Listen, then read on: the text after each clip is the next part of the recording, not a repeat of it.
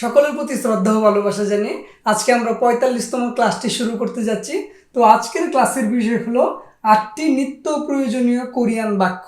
এই বাক্যগুলো যদি আমরা শিখি এবং ব্যাকরণ সহকারে যদি বুঝে বুঝে শিখি তাহলে আমরা কোরিয়ানদের সাথে অনর্গল কথা বলতে পারবো। ঠিক আছে, তো গত ক্লাসে আমরা ১৬টি বাক্য শিখেছিলাম, আজকের ক্লাসে আমরা ৮টি বাক্য শিখব। ঠিক আছে, তো দেখেন প্রথমে আমি বাক্যগুলো অনুবাদ করব, তারপরে আমি ব্যাকরণ সহকারে বুঝাবো। ঠিক আছে, তো ১ নম্বরে আছে অনুল বিগা ওয়ায়ু। প্রশ্ন করলেন অনুল মানে আজ, বিগা বৃষ্টি, বি শব্দের অর্থ বৃষ্টি, বিগা ওয়ায়ু আজকে কি বৃষ্টি আসবে বা বৃষ্টি হবে, ওদা আশা ওয়ায়ু আসবে, এরকম।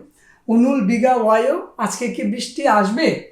২ নম্বরে আছে জামাল শি জিবে গাছয়।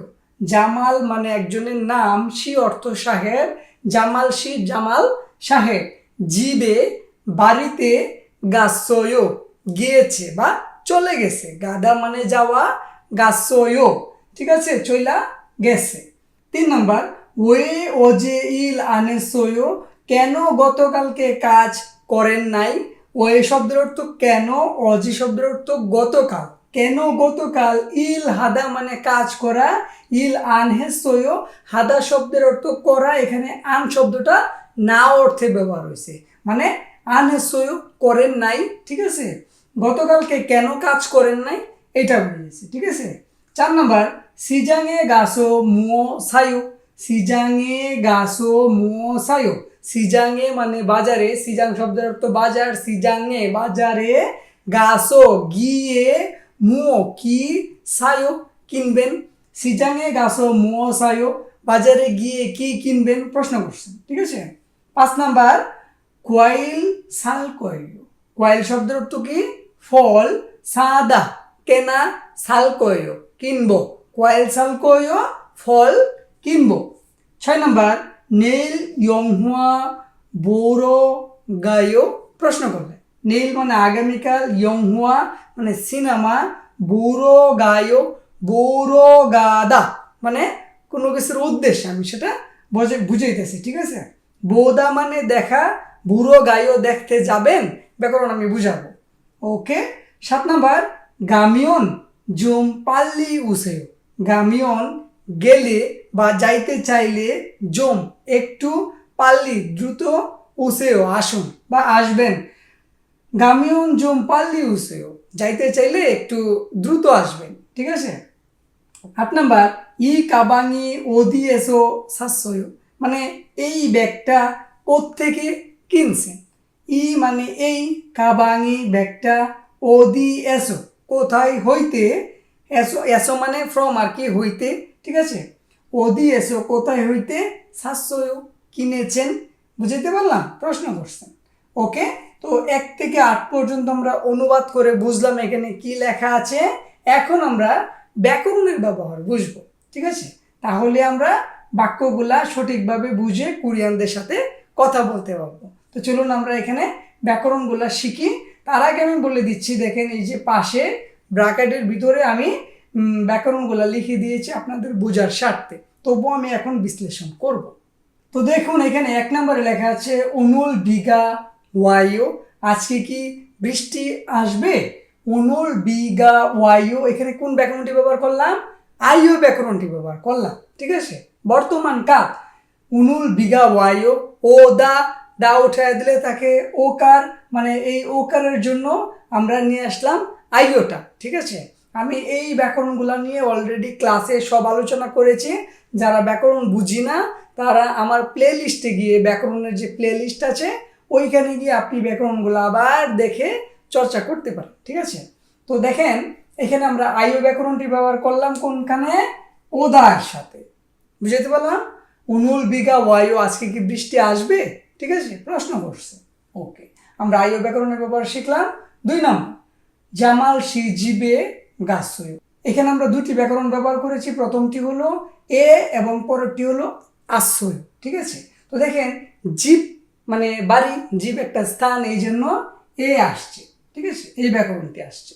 জিবে বাড়িতে, গাদা যাওয়া, গাছয় অতীতকাল, গিয়েছে বা চইলা গেছে বা গিয়েছিল, এই যে আশ্রয় ব্যাকরণটা আমরা এখানে ব্যবহার করেছি। কেন? গাদা যাওয়া, দা বাদ দিলে গায়ের সাথে বাচ্চিন নাই, সেই জন্য আকারের জন্য আশ্রয় আসছে। ঠিক আছে, এখানে যারা নতুন তারা নাও বুঝতে পারেন কি জন্য আশ্রয় আসলো, কি জন্য আয়ু আসলো, কি জন্য এ আসলো। আমি আবারও বলছি, আপনারা আমার বিগত ক্লাসগুলো দেখলে, এগুলা ব্যাকরণের ক্লাসগুলো দেখলে এগুলো সম্পর্কে আপনারা ক্লিয়ার হয়ে যাবে। ওকে, তো এই বাক্যতে আমরা দুটি ব্যাকরণের ব্যবহার করেছি, প্রথমটি স্থানের জন্য এবং পরেরটি অতীতকাল অর্থে। আচ্ছা, 3 নাম্বার, ওয়ে ওজে ইল আনে সয়ু, মানে কেন গতকালকে কাজ করেন নাই। এখানেও কিন্তু অতীতকাল অর্থে ব্যবহার হয়েছে। অজে মানে গতকাল কেন কাজ করেন নাই। ঠিক আছে, আন শব্দটা না অর্থে ব্যবহার হয়। আন হাদা করা, হাদার জন্য হেসে। আমরা হাদার যে ব্যাকরণের যে টাইপটা আছে সেটার একটা আলাদা নিয়ম আছে, এটা আমরা জানি, অলরেডি বিগত ক্লাসে কথা বলেছি। সেই জন্য হেসুয় অতীতকাল অর্থে আমরা এখানে হেসুয় ব্যবহার করেছি। ঠিক আছে, তো 3 নাম্বার বাক্যটিতে আমরা হেসুয় ব্যাকরণের ব্যবহার দেখলাম। ওয়ে অজে রানেসুয়, কেন গতকালকে কাজ করেন নাই এইটা বুঝাইছে। আচ্ছা, 4 নাম্বার, সিজাঙে গাছো মোসায়ো, বাজারে গিয়ে কি কিনবে। তো দেখেন এখানে 3টি ব্যাকরণ ব্যবহার হয়েছে। প্রথমটি সিজাং শব্দের অর্থ কি, বাজার, যেহেতু স্থান এ আসছে। তারপর দেখেন গাদা যাওয়া, গাছো, আসো ব্যাকরণটি এখানে ব্যবহার হয়েছে, মানে গিয়ে, কথার শেষে ইয়ে সে, হ্যাঁ, এরকম যদি থাকে তাহলে আপনারা আসো অসো ব্যাকরণটি ব্যবহার করতে পারেন। এবং আরেকটি অর্থে ব্যাকরণটি ব্যবহার হয়, সেটি কারণ অর্থে। ঠিক আছে, ওকে, তো দেখেন গাছো গিয়ে, এই যে দেখেন গিয়ে, এ কথাটি কথার শেষে আছে। ঠিক আছে, গিয়ে, সিজাঙে গাছো, বাজারে গিয়ে। ঠিক আছে, এবং আপনি যদি এইভাবে ব্যবহার করেন যে ভাব মগসো, ভাত খেয়ে, মগদা মানে খাওয়া, মগ অসো, অসো ব্যাকরণটি যদি ব্যবহার করে দেন মগ অসো খেয়ে। ঠিক আছে, এইভাবে আপনি আসো অসো ব্যাকরণের ব্যবহার করতে পারেন। এখানে আমরা আসো ব্যাকরণটি ব্যবহার করেছি। গাছো গিয়ে, মো সায়ো, সাদা মানে কেনা, সা আয়ো, যেহেতু বাচ্চিন নাই আকার আছে সেই জন্য আয়ো ব্যবহার হয়েছে বর্তমান কাল অর্থে। এখানে আমরা আয়ো ব্যবহার করলাম। ঠিক আছে, তো এই বাক্যটিতে আমরা 3টি ব্যাকরণের ব্যবহার শিখলাম। সিজাঙে গাছো মো সা আয়ো। ঠিক আছে, বাজারে গিয়ে কি কিনবেন। ওকে, 5 নাম্বার, কোয়াইল সালকোয়, কোয়াইল শব্দের অর্থ কি, ফল, সাদা কেনা, ভবিষ্যৎকাল অর্থে কি, লকোয় ব্যাকরণটা আমরা এখানে ব্যবহার করলাম যেহেতু বাচ্চিম নাই। ঠিক আছে, ফল কিনবো, সাদা কেনা, কিনবো, সালকোয়।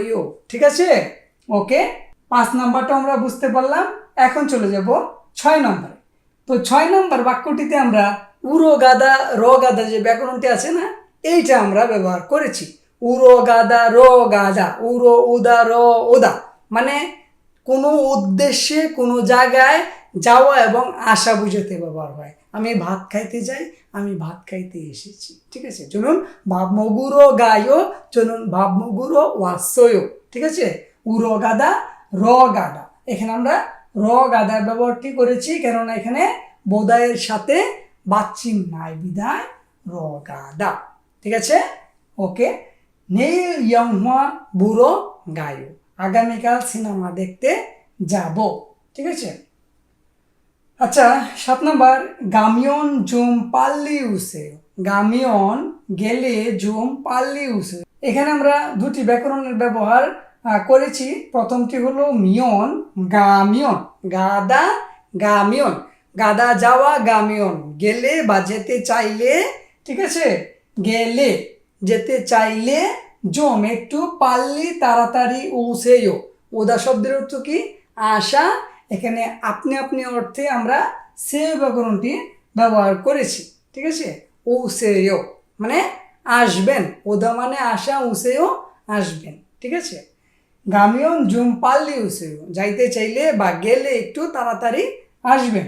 আচ্ছা, সর্বশেষ 8 নাম্বার এখানে লেখা আছে ই কাবাঙি ও দিয়েছো শাস্ত্রয়। এখানে আমরা 2টি ব্যাকরণ ব্যবহার করেছি। এখন বলতে পারেন যে ভাই কাবাঙের সাথে ই তো ব্যবহার করলেন, এটা আপনি ধরতেও পারেন না ধরতেও পারেন, ঠিক আছে। ই কাবাং ওদিয়াসু সাসুয়ে হবে, ই কাবাঙে ওদিয়াসু সাসুয়ে হবে। এখন যদি বলেন যে ভাই ইটা আপনি কেন বলেন না, ইটা হলো কোনো একটা বস্তুকে নির্দেশ করতে, ঠিক আছে, বুঝাই দিলাম তো। ওকে, ই কাবাঙি, ইও বুঝাইয়া দিলাম, ই কাবাঙি মানে এই ব্যাগটা, নির্দিষ্ট ওই বস্তুটারে বুঝাইতে, নির্দিষ্ট ওই জিনিসটারে বুঝাইতে, ঠিক আছে, নির্দিষ্ট কোনো একটা কিছুকে বুঝাইতে। ওকে, সেটা মানুষ, গরু, ছাগল, কুকুর, বিড়াল যা আছে সব ক্ষেত্রে আপনি নির্দিষ্ট করতে, উদ্দেশ্য করতে ইয়ের ব্যবহার, গায়ের ব্যবহার করতে পারেন।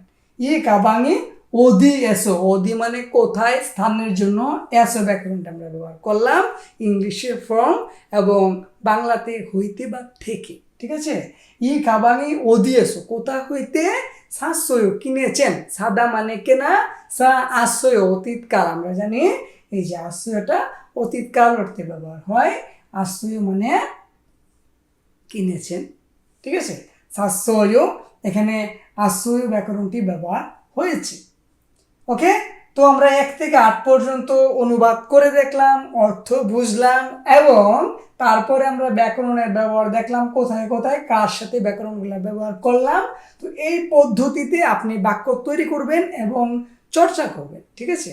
আপনি যখন কোরিয়ান ভাষাটা লিখে লিখে বাক্য তৈরি করে চর্চা করবেন, প্র্যাকটিস করতে হবে, বন্ধুর সাথে প্র্যাকটিস করেন, ঠিক আছে। প্র্যাকটিস যখন করবেন তখন দেখবেন যে আপনার মুখের জড়তাও কেটে গেছে এবং আপনি সাবলীলভাবে কোরিয়ানদের সাথে কথা বলতে পারতেছেন, ঠিক আছে। যারা কোরিয়াতে আছেন তারা এইভাবে বাক্য তৈরি করে আপনি কোরিয়ানদের সাথে কথা বলেন, ঠিক আছে। তো আজকে 45 নাম্বার ক্লাসটি আমরা এখানেই রাখছি। আগামী ক্লাসে অর্থাৎ 46 নাম্বার ক্লাসে আমরা অন্য কোনো বিষয় নিয়ে আবার উপস্থিত হব। সেই পর্যন্ত আমরা সবাই ভালো থাকি, সুস্থ থাকি। সকলের জন্য শুভকামনা জেনে আজকের ক্লাসটা আমরা এখানে রাখছি।